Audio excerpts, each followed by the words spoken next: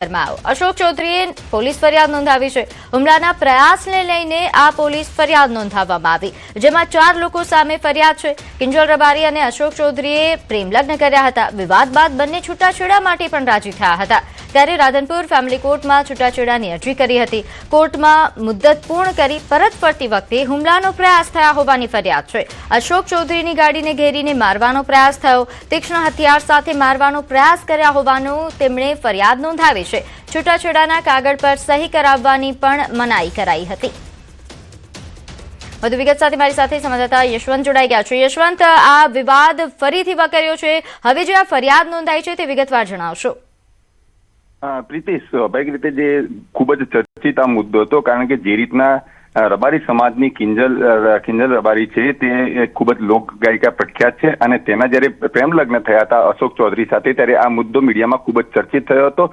સામાજિક દબાણ બંને તરફથી આવતા ક્યાંક ને ક્યાંક બંને લોકોએ સહમતિથી બંને અલગ પડ્યા હતા અને ત્યારબાદ જે કિંજલનો પરિવાર હતું, કિંજલ રબારીનું, તેના પરિવાર દ્વારા જે રાધનપુરની ફેમિલી કોર્ટ હતી ત્યાં આગળ છૂટાછેડાની અરજી આપવામાં આવી હતી। ત્યારબાદ એક મુદ્દત પડતી હોય છે। રાધનપુર ફેમિલી કોર્ટના અંદર 15 તારીખની મુદ્દત હતી ને મુદ્દત પૂર્ણ કર્યા બાદ જે તેમના પતિ હતા અશોક ચૌધરી, તે પરત ફરતા હતા અને કિંજલ રબારી તરફના પરિવારજનો દ્વારા તેમની ગાડી ઘેરવાની પ્રયાસ કર્યો હતો।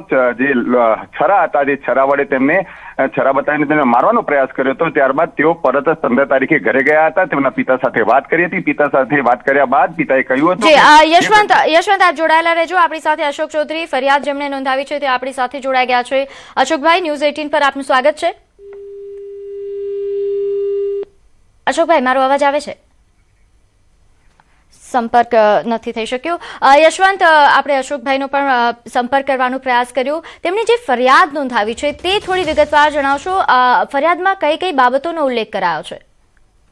ચોક્કસ પ્રીતિ, જે રીતના ફરિયાદ નોંધાવી હતી, તેમને સૌથી પહેલા તો જયારે તેમને ઘેરવાનો પ્રયત્ન કર્યો હતો તે પણ તેમને જવા દીધું હતું, પરંતુ જયારે સમગ્ર બાબતને લઈને તેમના પિતાને વાત કરી હતી ત્યારે બાદ તેઓ 16 તારીખે જે સમી પોલીસ સ્ટેશન છે તે ફરિયાદ નોંધાવે છે અને ફરિયાદના અંદર ઉલ્લેખ કરે છે કે જે કિંજલ રબારીના તરફથી છૂટાછેડાની અરજી કરવામાં આવી હતી, તે છૂટાછેડાની અરજીમાં હજુ પણ જે અશોક ચૌધરી છે તેમના પતિ છે તે છૂટાછેડા આપવા માટે મનાઈ કરી રહ્યા છે અને જો આ બાબતનો ખૂબ જ દબાણ કરવામાં આવે છે। અવારનવાર જે કિંજલ રબારીના પરિવારજનો છે તેમના દ્વારા અશોક ચૌધરી તથા તેમની ફેમિલી ઉપર દબાણ કરવામાં આવી રહ્યા છે અને જે બાબતને લઈને તેઓ સ્પષ્ટ રીતે છૂટાછેડા હાલવા માટેની ના પાડી રહ્યા છે।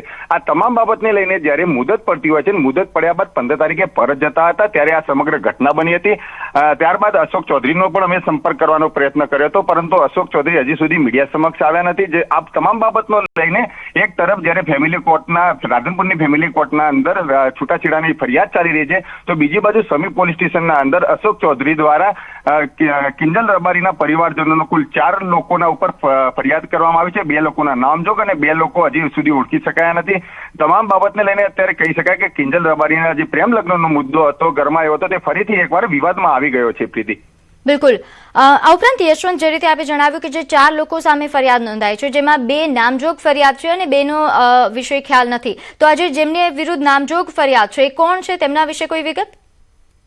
ચોક્કસથી જે રીતના ફરિયાદ નોંધાઈ હતી, ફરિયાદના અંદર સ્પષ્ટ રીતના આપણે કહી શકાય છે કે જે અંદર ઉલ્લેખ પણ કરવામાં આવ્યો છે કે જે કિંજલ રબારી છે તેના પરિવારજનો છે આ બંને લોકો, અને જે બીજા પણ 2 લોકોના નામ બહાર નથી આવ્યા તે પણ કિંજલ રબારી છે તેમના પરિવારજનોના જ નામ અંદર છે। પરંતુ જે રીતના જે ગોચનાથ કહેવાય, રાધનપુરથી સમી પાસેનો જે હાઈવે છે, રાધનપુરથી સમીનો ગોચનાથના પાસે આ ઘટના બની હતી અને જે ઘટનાને લઈને આ સમગ્ર ઘટનાને લઈને સમી પોલીસ સ્ટેશનના અંદર ફરિયાદ નોંધી દેવામાં આવી છે, જેમાં ખાસ કરીને જે વાત કરવામાં આવે તો જે અશોક ચૌધરી છે તે અશોક ચૌધરીએ તમામ લોકો ઉપર જે નામજોગ તેમજ નામ વગરના જે લોકો છે તેમના ઉપર ફરિયાદ નોંધાવી છે। જે વાત કરવામાં આવે તો જે વિનોદભાઈ ઈશ્વરભાઈ રબારી તેમજ પ્રકાશભાઈ કરશનભાઈ રબારી, આ બંનેના નામજોગ ફરિયાદ નોંધાઈ છે, તો બીજા 2 લોકો જે છે તે હજી સુધી અજાણ્યા રાખવામાં આવ્યા છે। જી, હવે ફરિયાદ નોંધાઈ ચૂકી છે, તો આગળની પ્રક્રિયા કેવા પ્રકારની હાથ ધરાઈ છે? શું કોઈ પોલીસ ફરિયાદ બાદ પોલીસ તરફથી કોઈ કાર્યવાહી થઈ હોય તેને લઈને કોઈ અપડેટ? પ્રીતિ, પોલીસ તરફથી હજી સુધી કોઈ પ્રતિક્રિયા હજી સામે આવી નથી, પરંતુ જે રીતના પોલીસ સ્ટેશનના અંદર વિનોદભાઈ ઈશ્વરભાઈ રબારી તેમજ પ્રકાશભાઈ કરશનભાઈ રબારીના વિરુદ્ધમાં અશોકભાઈ ચૌધરીએ ફરિયાદ નોંધાવી છે। યશવંત, આપને અટકાવવા માંગુ છું। આપણી સાથે કિંજલ ના પરિવાર તરફથી વિનોદભાઈ દેસાઈ જોડાઈ ગયા છે। વિનોદભાઈ, આપનું ન્યૂઝ 18 પર સ્વાગત છે। બોલો. વિનોદભાઈ, જે ફરિયાદ નોંધાવી છે અશોક ચૌધરીએ, કિંજલબેનના પરિવાર ના લોકો તરફથી આ ફરિયાદ છે કે હુમલો કરવામાં આવ્યો, તો આપની શું પ્રતિક્રિયા? તદ્દન ફરિયાદ ખોટી છે અને આજે સીસીટીવી ચેક કરી આયા અમે અને અમારી ગાડી રાધનપુરના રાપરી હનુમાન સુધી આગળ ગાડી અમારી આવેલ નથી અને અમારા પણ પુરાવા હોય 7755 નંબરની ગાડી GJ 24BC 7755 3 જગ્યાએ કેમેરા આવે અને જો ગોતનાથના પુલ સુધી મારી ગાડી આવી હોય તો અમને એવો કોઈ પુરાવો રજૂ કરે પોલીસ.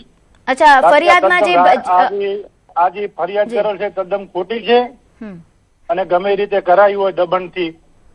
અચ્છા વિનોદભાઈ, ફરિયાદમાં જેમના નામનો ઉલ્લેખ થયો છે તેમને આપ ઓળખો છો? વિનોદભાઈ પોતે હું અશોકને ઓળખું ને, મારા પત્ની થાય ને કિંજલ. હા, અને બીજા જે ભાઈ છે તેમના વિશે પણ વિગત જણાવી શકો? એ ભાઈએ મારી ભેગા જ હોય છે.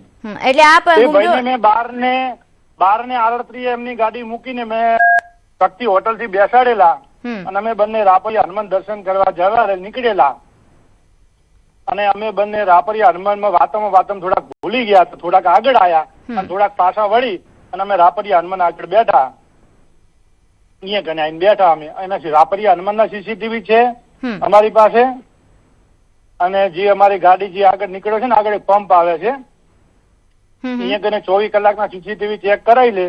બીજા દિવસે 12 વાગે મારી ગાડી અહીંયાથી નીકળે છે, એના પહેલા મારી ગાડી મહેસાણા રોડ ઉપર જતી જ નથી. એટલે આપ જે આ ફરિયાદ નોંધાઈ છે તેનો વિરોધ કરી રહ્યા છો અને આપની પાસે પુરાવા છે કે આપે હુમલો નથી કર્યો? હા, ચોક્કસ છે, પુરાવા છે. હું તમને હુમલો સીસીટીવી સુધી રજૂ કરું ને. જી, તો પોલીસ દ્વારા આપનો સંપર્ક કરવામાં આવ્યો છે કે કેમ? આપની પાસેથી પુરાવા માંગવામાં આવ્યા છે? એ તો મેડમ કેવું છે કે વેપારી લોકો દાખલ કરી દીધી, આપણે હવે હાઈકોર્ટ દાખલ કરશું. આપડે થતી હશે કાલ તો કોઈ ઉઠીને ગમે એ કહી દેશે કે ભાઈ આ વસ્તુ થઈ ગઈ, તમે આઈકન હતા, એને હાથે થોડું નામ આવી જાય. કાલ હું તમારું નામ આપી દઉં કે મેડમ તમે મારી અંગત આવું કર્યું, પણ થોડું વેલિડ ગણાય. બિલકુલ, એટલે આપ તદ્દન ના પાડી રહ્યા છો કે આ હુમલા સાથે તમારે કોઈ જ લેવા દેવા નથી? અને અમારે કોઈ લેવા દેવા નથી. મારી ગાડી 7755 GJ 24BC 7755 કોઈ પણ વ્યક્તિ મારી ગાડીના. વિનોદભાઈ, તો આપના તરફથી કોઈ જવાબી કાર્યવાહી કરવામાં આવશે? જવાબી તો શું, કાયદાનું કામ કરે, અમે તો કામ કરશું, અમે તો હાઈકોર્ટ જશું. બિલકુલ. વિનોદભાઈ, આપ અમારી સાથે જોડાયા. ફસાવવામાં આવે. જી, આપ અમારી સાથે જોડાયા તે બદલ આપનો આભાર. તો આ જે રીતે વિનોદભાઈએ કહ્યું કે આ હુમલા સાથે તેમને કોઈ જ લેવા દેવા નથી. તેઓ આ ફરિયાદને તદ્દન ખોટી ફરિયાદ ગણાવી રહ્યા છે. તેઓ પુરાવા રજૂ કરવા માટે પણ તૈયાર છે. તો હવે આગળ પોલીસ દ્વારા કેવા પ્રકારની કાર્યવાહી થશે તે જોવું રહ્યું.